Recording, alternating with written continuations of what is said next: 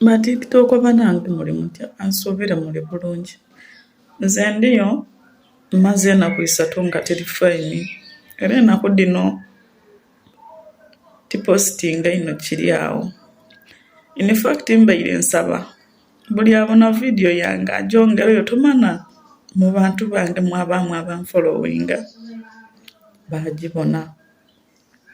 Banange nina ekirwaire ekinuma, ekirwaire ekyo kintuga era mubona okuzimba kuno tikugenda nti obange edyebbe, kirwaire kintuga obwire. Ate ekintu ekyo kyansookera ku Saudi nga kintuga. Bwe nasaba nabona oti kirekera, kyatandika okwidiranga mu kirooto nga kindeta situka okole anti wajja kukola. Ebyo byonna famire yange ebiidi. Aye wemba mu Uganda tibana buzibu, mba mulamu ino, mba mulamu.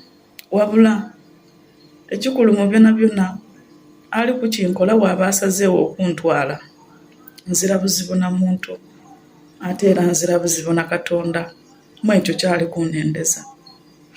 Wabula abaana bange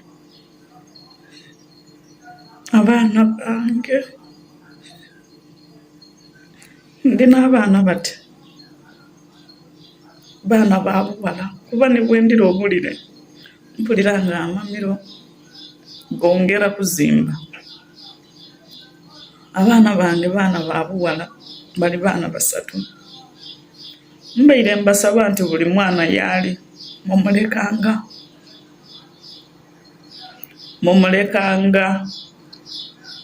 n'ekyokubiri mutanziikanga mu kyalo, mutageza, mutantwalanga bulamagi, muntwalenga ku dada wange.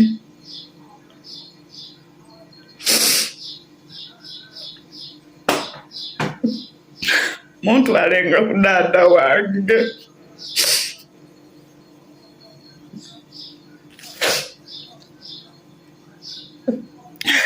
Tomana senga dada akaaliwo, tomana yandirwanisa obulamu bwange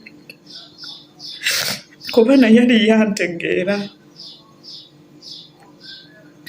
Dada wange naye yali yantegeera.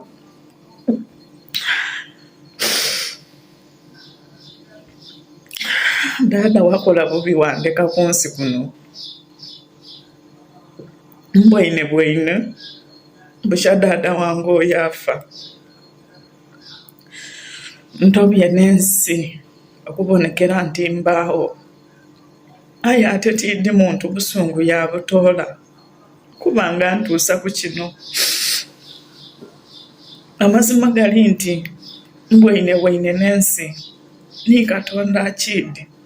Nasookera Saudi nakola emyaka 2.5 nabonaabonerayo bansiba emyezi kumpi oti 6. Nzira musango nabonaabona navaayo neira mu Uganda. Sente dange tyewola nti oba bali kumukotwa igira lwaibanda dange bwe naira mu Uganda tyayaganawo kintu kyona maziga meerere. Napanga naja nakola ekipakasi mu Uganda nga bwe mubiidi neira e Jordani. Kyokka ne Jordani yendize bali kunumba. Banange nze nzira kyenetaaga mu kika nti oba munumba lwa byabusika nzira. Nze nkuze ndi mukazi munaku ndidi okwekolerera. Wabula dada wange, dada wandirinzeemu okufa. Nonsi yaata wandi nkuumye kuba wali ondidi embeera dange nga ne bwe nkoba nti wano wali kunuma osobola otegeera nti wali kunuma. Nze nakula na dada wange yantegeera buli mbeera. Aye kyamukisa mubi nti wenjiire nga nkula taliire ku kikumi kyange. kuba nze ddaada okutobaninze yatobaninze nga ndi wa myezi era yafa yandeka nga ndi wa myaka 12 awo we natandikira okubona embeera ya Uganda oba ey'ensi. Kyamukisa mulungi Katonda yantaako omukono gwe nankula nga ndidde okola. Aye bantu imwe kyemuli kunendeza mukiiguse mutakikomya mu njira. Amazima gali nti nsabye okusaba nsaba otafuba n'okukamba esiizaawo. Aye mubona okuzimba kuno banange tikugenda mbutaabuta kasita kimala kuntuga mbutaabuta zina nayenga. Era omuntu oyo wamala okuntuga amubona mu kifaananyi kyange nti mu kirooto andiddira bulungi yaawaayo. Aye muntu iwe ne wendi banfiire toliba mirembe. Toliba mirembe. Njakola justice ng'eziramu nkoleire.